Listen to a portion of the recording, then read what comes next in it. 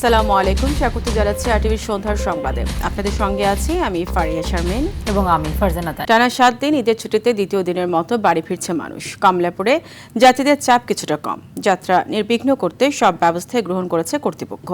দু একটি ছাড়া সঠিক সময় ছেড়ে যাচ্ছে ট্রেন। চাহিদা মতো টিকিট প্রাপ্তি ছাড়াই এবারের ঈদ যাত্রা নিয়ে সন্তোষ প্রকাশ করেছেন যাত্রীরা। রাজধানীর টার্মিনালগুলোতে থেকে সময় মতো ছেড়ে যাচ্ছে দূরপাল্লার বাসও। যাত্রা নির্বিঘ্ন করতে টার্মিনালগুলোতে জোরদার করা হয়েছে নিরাপত্তা ব্যবস্থা। আরও জানাচ্ছেন শামীম চৌধুরী। ট্রেন ছুটছে। রাজধানীর কমলাপুর রেল স্টেশন থেকে ছাড়া এই ট্রেনেই ঈদের ছুটিতে নারীর টানে বাড়ি ছুটছে মানুষ। উদ্দেশ্য পরিবার ও স্বজনদের সঙ্গে ঈদের আনন্দ ভাগাভাগি করা। দাদা বাড়িতে ঈদ করতে যাচ্ছি, ট্রেনে যাচ্ছি, অনেক ভালো লাগছে আমার। বিগত বছর থেকে শৃঙ্খলাবদ্ধভাবেই ঢুকলাম, ঢুকার মেনটেন সবকিছু ভালোই ছিল, আর পরিষ্কার পরিচ্ছন্ন তো ভালোই। টানা 7 দিন ছুটির দ্বিতীয় দিনে রেল স্টেশনগুলোতে যাত্রীর চাপ কিছুটা কম। দুই একটি ছাড়া সঠিক সময়ে ছেড়ে যাচ্ছে ট্রেন। জোরদার করা হয়েছে নিরাপত্তা ব্যবস্থা। এবারের ঈদ যাত্রা নিয়ে সন্তুষ্ট যাত্রীরা। চাহিদা অনুযায়ী টিকিট না পাওয়ায় অসন্তোষ রয়েছে তাদের মাঝে। 8টা 1 8টা 2 এর ভেতরে টিকিট শেষ হয়ে যাচ্ছে প্রতিটা ট্রেনের। তো এটা আসলে কিভাবে হচ্ছে? এটা কি ব্লক করে টিকিট রাখা হচ্ছে নাকি অন্য কোনো কারণ? এটা আমি বুঝতে পারি না। জয়দেব পার ওইদিকে মানুষজন টিকিট ছাড়াই প্রবেশ করতেছে, যারা টিকিট কাটছে তারা উঠতে পারেনি। তবে নিরাপত্তা জোরদার সহ যাত্রা নির্বিঘ্ন করতে সকল ব্যবস্থা নেওয়া হয়েছে বলে জানিয়েছে রেল কর্তৃপক্ষ। নিরাপত্তার বিষয়টা যেটা আমরা ট্রেনের যাতে শিডিউল বিপর্যয় না হয় সেজন্য আমরা আমাদের কন্ট্রোল রুমে আমাদের ভিজিলেন্স টিম আছে, বিভিন্ন জায়গায় আমাদের কিছু স্পেয়ার ইঞ্জিন রাখা আছে। যদি কোনো কারণে যান্ত্রিক ত্রুটির কারণে বিকল হয়ে যায় সেক্ষেত্রে যাতে রিলিফ ইঞ্জিন দিয়ে সেই ট্রেনটাকে পরিচালনা করা যায়। রাজধানীর বাস টার্মিনালগুলোর দৃশ্যও একই। ছুটির প্রথম দিন থেকেই ঢাকা ছেড়েছে মানুষ, তাই বাস টার্মিনালে নেই যাত্রীদের অতিরিক্ত চাপ। আইনশৃঙ্খলা নিয়ে সন্তোষ প্রকাশ করলেও অতিরিক্ত ভাড়া আদায়ের কথা বলছেন যাত্রীরা। অরিজিনাল ভাড়া নর্মালি আমরা 1600-1700 টাকা যাইতাম আগে রংপুরে, এখন সে জায়গায় 2400 টাকা নিতেছে। 850 টাকা করে নিয়েছে। আমরা মাগুরা যাব, মাগুরা শ্রীপুর। ঈদের সময় 200-100 টাকা বেশি নেয়, আগের বার নিয়েছে 700 টাকা করে। বেশি ভাড়া আদায়ের সুনির্দিষ্ট তথ্য পেলে তাৎক্ষণিক ব্যবস্থা গ্রহণ করছেন দায়িত্বরত নির্বাহী ম্যাজিস্ট্রেট। শামীম চৌধুরী, আরটিভি, ঢাকা। ঈদকে সামনে রেখে রাজধানীর সদরঘাট লঞ্চ টার্মিনালে ঘরমুখো মানুষের উপচে পড়া ভিড় দেখা যাচ্ছে। গার্মেন্টস সহ বিভিন্ন প্রতিষ্ঠানে ছুটি শুরু হওয়ায় শেষ মুহূর্তে পরিবারের সঙ্গে ঈদ উদযাপনে বাড়ি ফিরছেন হাজারো মানুষ। যাত্রীদের চাপ সামলাতে অতিরিক্ত প্রস্তুতি নিয়েছে সংশ্লিষ্ট কর্তৃপক্ষ। তবে অতিরিক্ত ভিড়ের কারণে টিকিট সংগ্রহ, লঞ্চে ওঠানামা এবং টার্মিনাল এলাকায় চলাচলে কিছুটা ভোগান্তির অভিযোগ করেছেন যাত্রীরা। নিরাপদ ও নির্বিঘ্ন যাত্রা নিশ্চিত করতে আইনশৃঙ্খলা বাহিনীও তৎপর রয়েছে।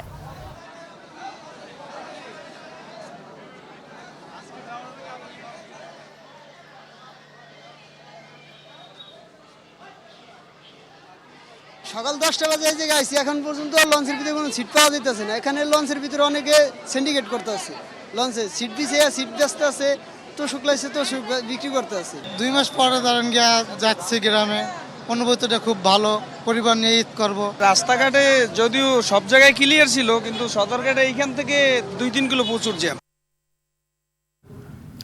দর্শক, এই বিষয়ে বিস্তারিত জানাতে এই মুহূর্তে সদরঘাটে রয়েছেন সহকর্মী আব্দুর রহিম। সরাসরি যুক্ত হচ্ছে তার সঙ্গে। রহিম, সদরঘাটে যাত্রীদের চাপ কেমন দেখছেন? প্রাকৃতিক দুর্যোগে কি ধরনের প্রস্তুতি রয়েছে লঞ্চগুলোতে, জানাবেন। ফারিয়া, ঈদ যত ঘনিয়ে আসছে ঘরমুখো মানুষের ভিড় তত লক্ষ্য করা যাচ্ছে। আজকে তৈরি পোশাক কারখানাগুলো ছুটি হয়, কিন্তু সদরঘাটে কিন্তু যাত্রীদের কিছুটা ভিড় রয়েছে। তবে আমরা লঞ্চ মালিকদের সঙ্গে কথা বলেছি, তারা যেমনটি জানিয়েছে গতকালকের তুলনায় কিন্তু আজকে কিছুটা যাত্রীর চাপ কম রয়েছে বলে তারা জানিয়েছে। এছাড়া আমরা বিআইডব্লিউটি এর কর্তৃপক্ষের সাথেও আমরা কথা বলেছি, তারা যেমনটি জানিয়েছে সার্বিকভাবে নিরাপত্তার জন্য যথেষ্ট নিরাপত্তার জন্য পর্যাপ্ত পদক্ষেপ গ্রহণ করা হয়েছে। এছাড়াও আমরা একটি তথ্য জানিয়ে রাখতে চাই, সন্ধ্যা 6টা থেকে 6:30 নাগাদ কিন্তু পটুয়াখালীগামী 4টি লঞ্চ ছেড়ে গিয়েছে এবং বরিশালগামী যেসব লঞ্চগুলো যাবে সেটি কিন্তু রাত 9টার পরে ছেড়ে যাওয়ার কথা রয়েছে এবং এছাড়া কিন্তু বাইরের আরও কয়েকটি লঞ্চ ছেড়ে গিয়েছে। এছাড়া একটি তথ্য জানিয়ে রাখতে চাই, এখন পর্যন্ত কিন্তু যাত্রী যে চাপ সেটি লক্ষ্য করা গিয়েছে কিছুটা, তবে মালিক পক্ষ যেমনটি বলছে যে গতকালকের তুলনায় কিন্তু আজকে যাত্রীর চাপ কম রয়েছে। তো সব মিলিয়ে যেমনটি বলা যায় যে এবারের ঈদযাত্রা কিন্তু স্বস্তিদায়ক একটি ঈদযাত্রা হতে যাচ্ছে, এমনটাই কিন্তু প্রত্যাশা করছেন কর্তৃপক্ষ, যারা দায়িত্বরত কর্মকর্তা রয়েছে, পুলিশ, র্যাব থেকে শুরু করে BIWT এর পক্ষ থেকে এমনটি জানানো হয়েছে। এছাড়া যাত্রীরাও কিন্তু স্বাচ্ছন্দ্যে যেতে পেরে কিন্তু স্বস্তি প্রকাশ করেছে যাত্রীরা। এছাড়া আমরা বেশ কয়েকটি লঞ্চ কিন্তু দেখতে পাচ্ছি ছেড়ে যাওয়ার জন্য কিন্তু প্রস্তুত রয়েছে এবং ইতিমধ্যে তারা কিন্তু প্রস্তুতি রয়েছে। যাত্রী পূর্ণ হলেই কিন্তু ঠিক রাত 9টায় ছেড়ে যাবে এবং BIWT এর পক্ষ থেকে বলা হয়েছে এইবারে কিন্তু এই যাত্রায় কোনো লঞ্চ কিন্তু বিলম্বে ছেড়ে যায় নাই বলে তারা জানিয়েছে। তো এই ছিল আমার কাছে ঈদযাত্রার লঞ্চ ঘাট থেকে সর্বশেষ। ফারিয়া, আপনাকে ধন্যবাদ। এদিকে মহাসড়কগুলোতে যানবাহনের চাপ বেড়েছে কয়েকগুণ। চন্দ্রা, নবীনগর, ঢাকা, ময়মনসিংহ, ঢাকা, মাওয়া ছাড়াও অন্যান্য মহাসড়কের বিভিন্ন জায়গায় সৃষ্টি হচ্ছে যানজট। এতে ভোগান্তি বেড়েছে যাত্রীদের। আবার গণপরিবহনে ভাড়া বেশি নেয় ট্রাক, পিকআপ ও মোটরসাইকেল যোগে বাড়ি যাচ্ছেন অনেকেই। প্রতিনিধিদের তথ্যচিত্রে জানাচ্ছেন সুলাইমান কবির। পবিত্র ঈদুল আজহার বাকি আর মাত্র একদিন। পরিবার পরিজনের সঙ্গে ঈদের আনন্দ ভাগাভাগি করতে শেষ মুহূর্তে রাজধানী ছাড়ছে ঘরমুখ মানুষ। তবে থেমে থেমে বৃষ্টি, পরিবহন সংকট আর যানজটে বেশ ভোগান্তিতে পড়েছেন যাত্রীরা। সকাল থেকে আব্দুল্লাহপুর, বাইপাইল ও নবীনগর চন্দ্রা মহাসড়কে যাত্রীদের চাপ বাড়তে থাকে। অভিযোগ করেন বাড়তি ভাড়া আদায়ের। গাড়ি ওইদিকে অ্যাভেলেবল আছে, কিন্তু ছাড়তেছে এক পিস করে ছাড়তেছে, এক পিস ভাড়া বেশি নিয়ে লোড করতেছে। প্রত্যেকবারই এরকম দুর্ভোগের শিকারই হই, আমাদের করা কিছু না, প্রশাসন আমাদের পক্ষে নাই। গাজীপুরের ঢাকা ময়মনসিংহ ও ঢাকা টাঙ্গাইল মহাসড়কে বেড়েছে যানবাহনের চাপ। চন্দ্রা গাজীপুর মহাসড়কেও বেড়েছে ঘরমুখ মানুষের ভিড়। 10 কিলোমিটার এলাকা জুড়ে সৃষ্টি হয়েছে যানজট। 5টার থেকে দাঁড়িয়ে আছি, গাড়ি পাইতেছি না। বৃষ্টি আর অতিরিক্ত গাড়ির চাপে টাঙ্গাইল যমুনা সেতু মহাসড়কে 17 কিলোমিটার এলাকা জুড়ে থেমে থেমে চলছে যানবাহন। অতিরিক্ত ভাড়া ও গণপরিবহন না পেয়ে অনেকে খোলা ট্রাকে ফিরছেন বাড়ি। কিশোরগঞ্জের ভৈরবে ঢাকা সিলেট মহাসড়কেও দেখা দিয়েছে যানজট।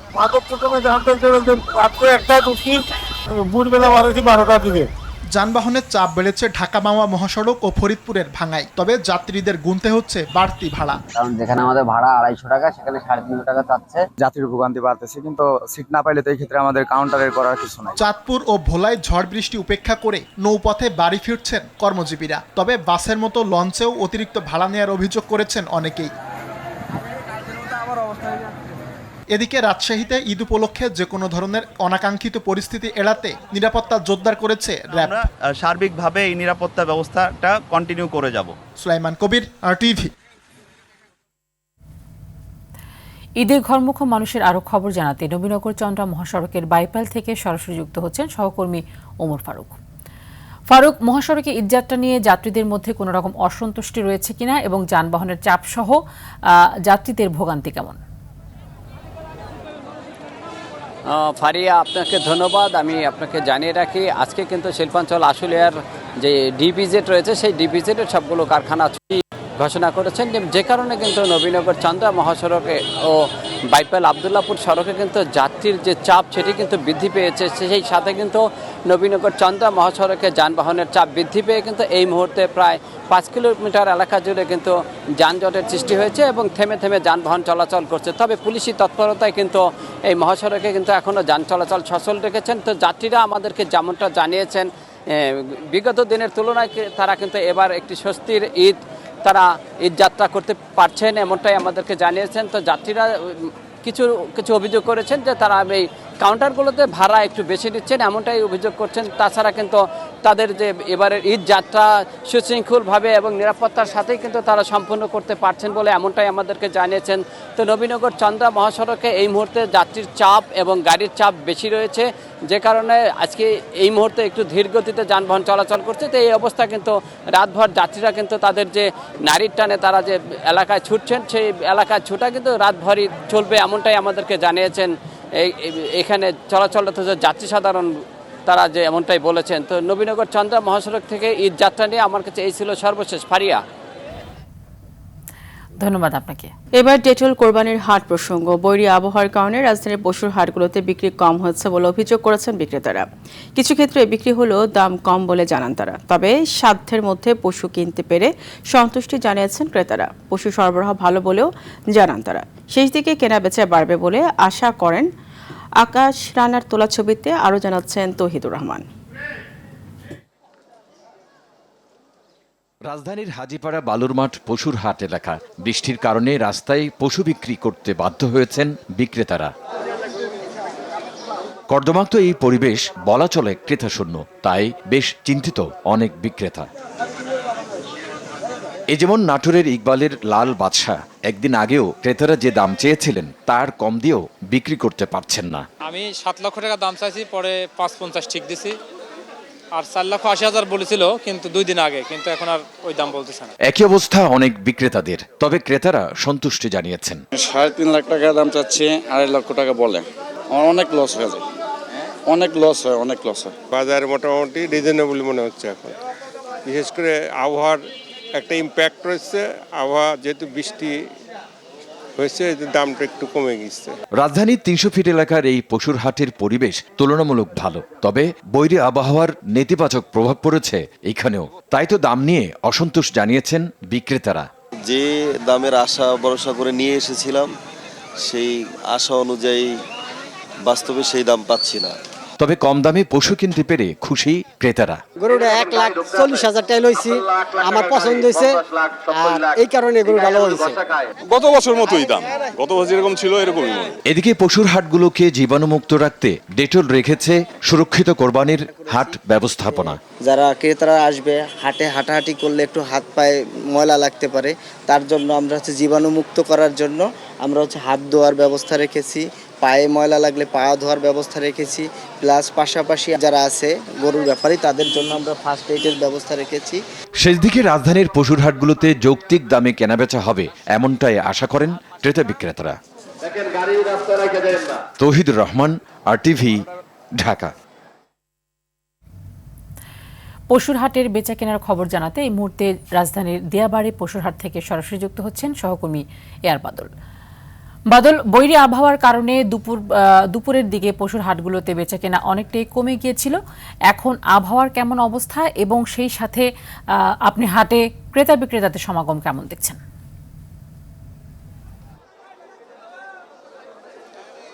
টানি দুপুরের আগে 12টার দিকে যে বৃষ্টি হয়েছে, ঝুম বৃষ্টি, এরপরে আর বৃষ্টি হয়নি, কিন্তু সেই বৃষ্টিতে হাটে আসলে কাদায় একেবারে মাখামাখি লেজে গোবরে অবস্থা। তো তারপর থেকে যেহেতু বৃষ্টি হয়নি, সে কারণে ক্রেতা সমাগম অনেক বেশি এবং বিক্রিও ভালো হচ্ছে, এরকমটা আমরা জেনেছি। এখানে যে গরুটি দেখতে পাচ্ছেন, আমরা এখানে এই বিক্রেতার সাথে একটু কথা বলতে চাই। এই গরুটা কত চাচ্ছেন দাম? 181 বেচছি স্যার। বিক্রি হয়ে গেছে? কয়টা নিয়ে এসেছিলেন? নিয়ে আসছিলাম 24টা। দামে কি সন্তুষ্ট? দামে সন্তুষ্ট আমরা। ধন্যবাদ আপনাকে। আমরা এই গরু যিনি ক্রেতা তার সাথে একটু কথা বলতে চাই। আপনার কি মনে হচ্ছে গেলবারের তুলনায় এবার দাম কিরকম আছে? দাম এখনো পর্যন্ত একটু বেশি মনে হচ্ছে আমাদের কাছে। এই গরুটা আমরা কিনছি হলো 180 দিয়া, তাহলে 160 হলে ঠিক ছিল বর্তমান বাজারে, কিন্তু কিছু বলার নাই, কারণ সবকিছু দামের সাথে বৃদ্ধি হয়েছে, গরুর দামও বাড়ছে, কিন্তু দাম বেশি চাচ্ছে তারা। গরু যেই তুলনায় বিক্রি হচ্ছে তার চেয়ে বেশি দাম চায়। এখানে গরুটা 180, দাম চাইছে 3.5 লাখ, কমতে কমতে এটা 81-র মধ্যে আসছে। 81-তে ঠিক হয়েছে গরুটা। ধন্যবাদ আপনাকে। আমরা গরু দেখাতে চাই। তা নিয়ে আপনি দেখছিলেন যে এই গরুটার দাম 1,81,000 টাকা, এবং এই পাশাপাশি যে গরুগুলো আছে সেগুলোর অবস্থাও প্রায় একই রকম। আমরা আরও একটা গরুর বিষয়ে একটু দেখাতে চাই, সেটির দাম এবং এটি চাচ্ছেন কত বিক্রেতা। এটা কত দাম চাচ্ছি? 230 কত? এখন কাস্টমারের কাছে এখন আমি বলবো কেমনে বলেন? 30 তো অনেক বেশি হয়ে যায়, অনেক বেশি হয়ে যায় না? একটু এটা কম্পেয়ার করলে তো দেখা যায় মার্কেটে তো বড় গরু কত কম দাম হওয়ার, ওনাদের ছোট গরু মিডিয়াম গরু এগুলোতে নিলে হয়তো বা 1.5 লাখ টাকা, ঠিক আছে, এটা তো অনেক বেশি হয়ে যায়, অনেক বেশি। 270 মানে এটা হলো কি আমাদের প্রাইসের বাইরে, যে আমাদের সচরাচর সবাই যে আমরা নিব এর মধ্যে ওনারা বলে না। এটাই যে 1,80,000 বললো, এটা কি 1,81,000 বলেন? এটা তো 1,80,000 না।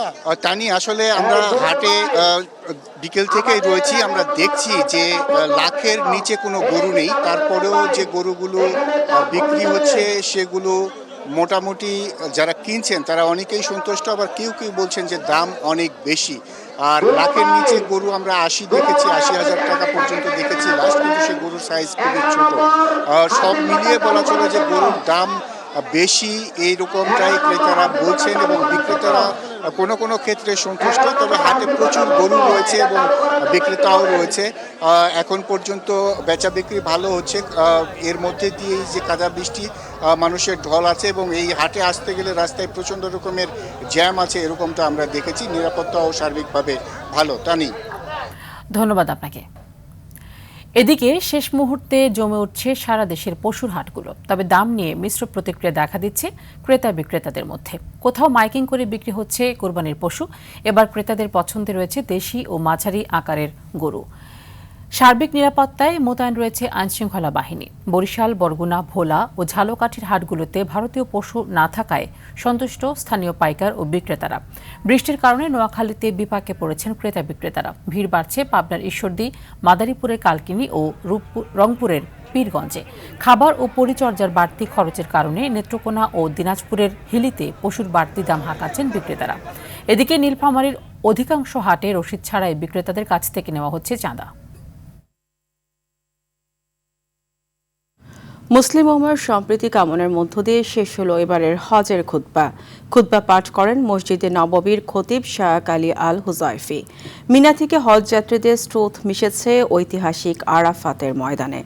পার্থিব পাপ থেকে মহান আল্লাহর ক্ষমা প্রাপ্তির আশায় লাখ লাখ মুসলিম সমবেত হয়েছেন ঐতিহাসিক এই ময়দানে। পুরোপুরি সঁপে দিয়েছেন মহান আল্লাহর দরবারে। সবার কণ্ঠে উচ্চারিত হচ্ছে লাব্বাইক আল্লাহুম্মা লাব্বাইক। এই বিষয়ে আরও বিস্তারিত জানাচ্ছেন ইমরুল হাসান।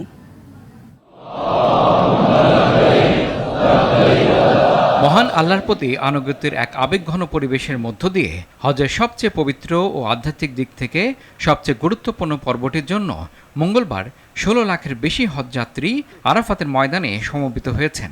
সবার কণ্ঠে একটাই ধ্বনি, লাব্বাইক আল্লাহুম্মা লাব্বাইক, আমি হাজির, হে আল্লাহ আমি হাজির। আজ 9 জিলহজ অনুষ্ঠিত হচ্ছে পবিত্র হজ।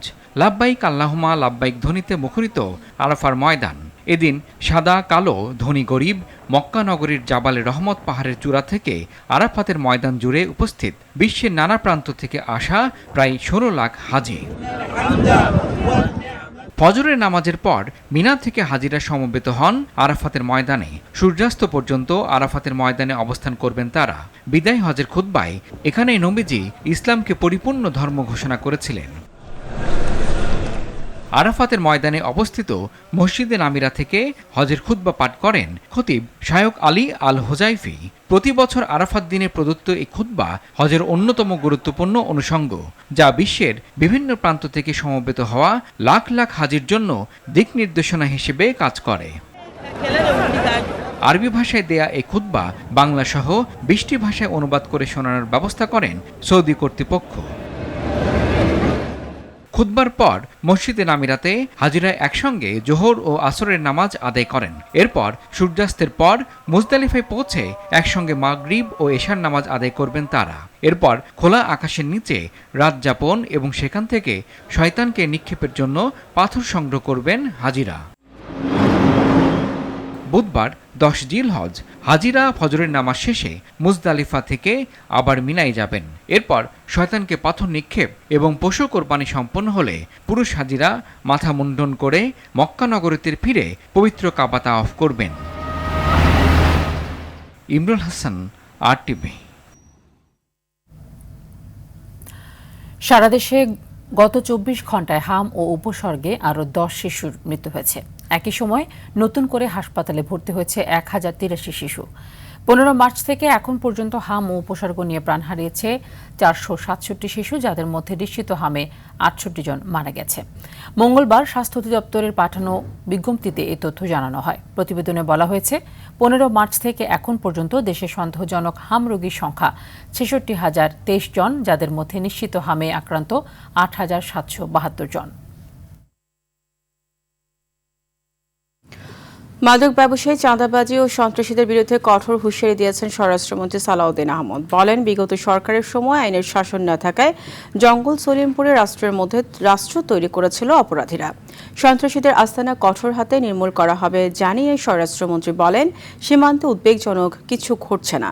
অন্যদিকে র্যাব মহাপরিচালক জানিয়েছেন, ঈদে কোনো নাশকতার আশঙ্কা নেই। দীপ্তচন্দ্র পালকের সঙ্গে নিয়ে জানাচ্ছেন রুদ্র রফিক। পুলিশ সদর দপ্তরের কন্ট্রোল রুমে দুপুরে ঈদ যাত্রা নিরাপদ করতে নেয়া মনিটরিং ব্যবস্থা পরিদর্শন করেন স্বরাষ্ট্রমন্ত্রী সালাউদ্দিন আহমদ। পরে সমসাময়িক আইন শৃঙ্খলা পরিস্থিতি নিয়ে সংবাদ সম্মেলনে কথা বলেন তিনি। মহাসড়কগুলো সার্বক্ষণিক মনিটরিং এর আওতায় আনা হয়েছে। স্বরাষ্ট্রমন্ত্রী বলেন, সারা দেশে সন্ত্রাসীদের কোনো ছাড় দেবে না প্রশাসন। দীর্ঘ 17 বছর দেশে কোনো আইনের শাসন ছিল না, দুর্বৃত্তায়নের একটা মহামারী ছিল। তারা মনে করেছে জঙ্গল সলিমপুর আমরা যেভাবে একটা রাষ্ট্রের ভিতরে রাষ্ট্র হতে দেখেছি, সেটাকে যখন আমরা আইন শৃঙ্খলা রক্ষাকারী বাহিনীর নিয়ন্ত্রণে আনতে পারলাম, সেটা আবার পুনরায় রাখতে পারে, সেজন্য তাদের চেষ্টা আছে। তবে তারা যে উদ্যত আচরণ করেছে, যে দুঃসাহস দেখিয়েছে, সেটা আমরা খুব কঠোরভাবে নিয়ন্ত্রণ করব। সন্ত্রাসীদের অভয়ারণ্য যেখানে থাকুক সেগুলো নির্মূল করা হবে। সীমান্ত পরিস্থিতি স্বাভাবিক রয়েছে বলেও জানান সালাউদ্দিন আহমদ। দুই একটা জায়গায় হয়তো পাল্টা গোলাগুলির ঘটনা ঘটেছে, সেটা স্বাভাবিক প্রক্রিয়া, এরকম হয়ে থাকে। তারপরে ফ্ল্যাগ মিটিং এর মাধ্যমে সেটা সমাধান হয়। এমন কোনো ঘটনা হয় না যেটা জাতীয়ভাবে উত্তেজনার সৃষ্টি হবে, সেরকম কোনো ঘটনা হয়নি। অন্যদিকে সকালে জাতীয় ঈদগাহ ময়দান পরিদর্শন করেন র্যাব মহাপরিচালক আহসান হাবিব পলাশ। পরে তিনি বলেন, রাজধানী সহ সারা দেশে নিরাপত্তা জোরদার করা হয়েছে। সার্বিক আইন শৃঙ্খলা পরিস্থিতি স্বাভাবিক রাখতে যে কোনো ধরনের সন্ত্রাসী কার্যক্রম এবং অপরাধমূলক কার্যক্রম দমনে র্যাব সবসময়ের মতো তাদের নিয়মিত পেট্রোল, গোয়েন্দা নজরদারি এবং আভ্যন্তরীণ কার্যক্রমের মাধ্যমে এই পরিস্থিতি স্বাভাবিক রাখতে সর্বাত্মক কার্যক্রম চালিয়ে যাচ্ছে এবং চালিয়ে যাবে। আমরা এখন পর্যন্ত এমন কোনো থ্রেট অনুভব করিনি, বাট আমরা থ্রেট অনুভব না করলেও আমাদের নিজস্ব যে কার্যক্রম থাকে, বিশেষ ব্যবস্থা, সেটা আমাদের আছে। রাস্তাঘাট বন্ধ করে কোথাও পশুর হাট বসালে সমন্বিতভাবে ব্যবস্থা নেওয়া হবে বলেও জানান র্যাব মহাপরিচালক। কোরবানির পশুর হাটে ক্রেতাদের ভোগান্তি রোধে বিভিন্ন নজরদারি, র্যাবের নজরদারি অব্যাহত রয়েছে। রুদ্র রফিক, RTV, ঢাকা। শেখ হাসিনার দেশে ফেরার বক্তব্য রাজনৈতিক স্ট্যান্ডবাজি বলে মন্তব্য করেছেন প্রধানমন্ত্রীর রাজনৈতিক উপদেষ্টা ও বিএনপির সিনিয়র যুগ্ম মহাসচিব রুহুল কবির রিজভী। সৎ সাহস থাকলে শেখ হাসিনাকে দেশে ফিরে আইনের মোকাবেলা করারও আহ্বান জানান এই বিএনপি নেতা। মঙ্গলবার দুপুরে রাজধানীর নয়াপল্টনে দলের কেন্দ্রীয় কার্যালয়ে সাংবাদিকদের সঙ্গে মতবিনিময়কালে এই কথা বলেন তিনি। রিজভী বলেন, দেশের আইনশৃঙ্খলা পরিস্থিতি বর্তমান সময়ের চেয়ে কখনো ভালো ছিল না। সরকারের গৃহীত পদক্ষেপের কারণে এবার মানুষ স্বস্তিতে ঈদ যাপন করতে যাচ্ছে বলেও মন্তব্য করেন তিনি।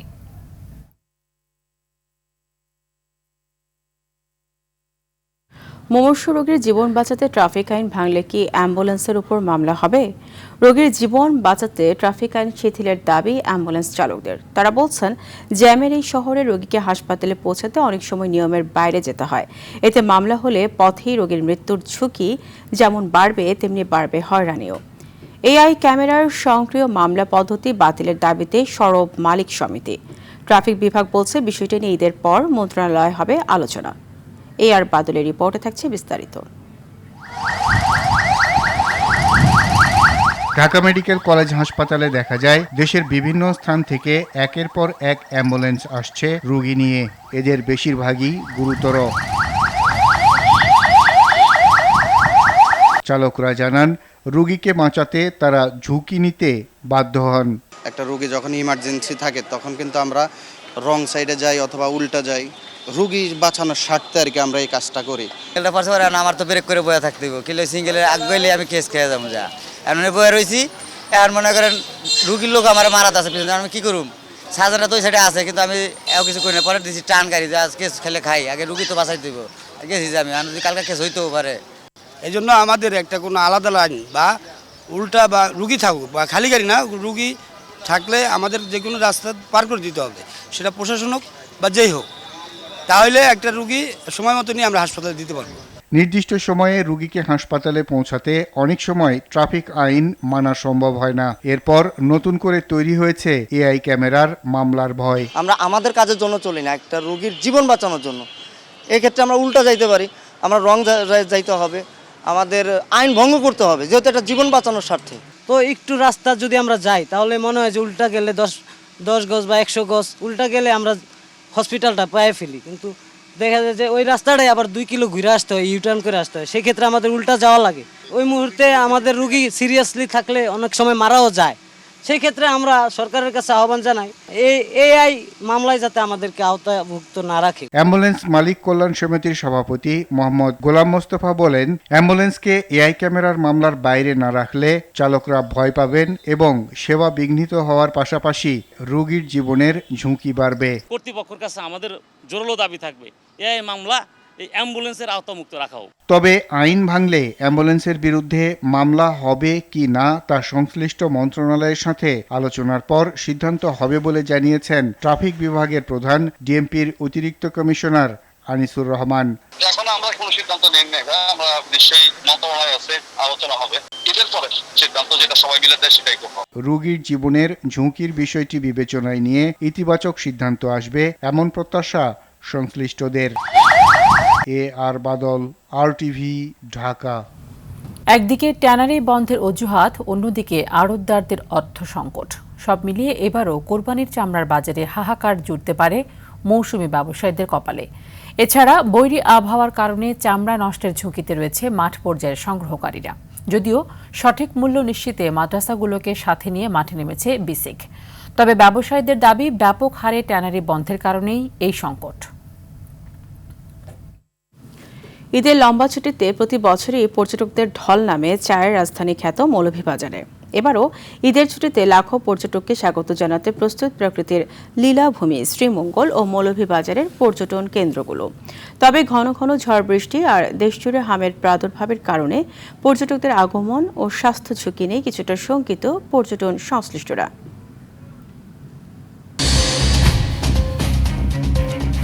সন্ধ্যার সংবাদ এই পর্যন্তই।